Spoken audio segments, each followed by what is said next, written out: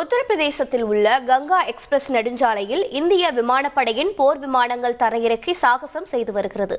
இது பற்றிய கூடுதல் விவரங்களை தருகிறார் செய்தியாளர் பாரதி ராஜா. பாரதி ராஜா, வணக்கம். போர் விமானங்கள் சாகசம் தொடர்பான மேலும் தகவல்கள் என்னென்ன?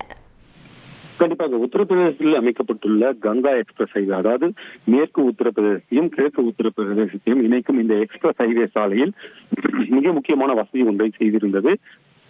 அது என்னவென்றால், போர் விமானங்கள், பயணிகள் விமானங்கள் என எல்லா விமானங்களுமே தரையிறங்குவதற்கு ஏற்ப ஒரு பகுதியை அமைத்திருந்தது. கடந்த 2024ஆம் ஆண்டு இதில் ஏற்கனவே இந்தியாவின் போர் விமானம் தரையிறக்கப்பட்டு சோதனை செய்யப்பட்டது குறிப்பிடத்தக்கது.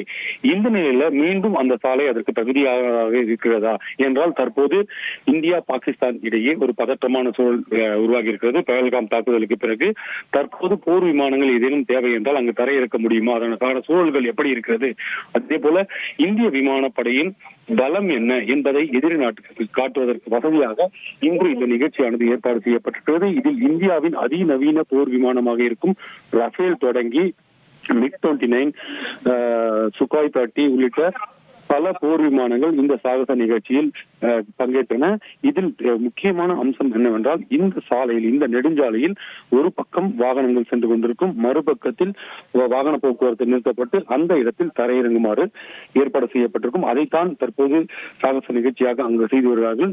இந்த போர் விமானங்கள் மட்டுமல்லாது இந்தியாவில் இந்திய ராணுவத்திற்காக பயன்படுத்தப்படும் இலகுரக ஹெலிகாப்டர்கள் கூட இங்கு தரையிறங்கி தற்போது பயிற்சியை மேற்கொண்டு வருவது. இது வெறும் பயிற்சியாக மட்டும் பார்க்காமல் தற்போது ஒரு பதற்றமான சூழல் இந்தியா பாகிஸ்தான் இடையே நிலவி வரும் சூழலில் இந்தியாவின் பலம் என்ன என்பதை எதிரி நாட்டுக்கு காட்டுவதற்கான ஒரு அம்சமாக கூட இதை பார்க்க முடியும்.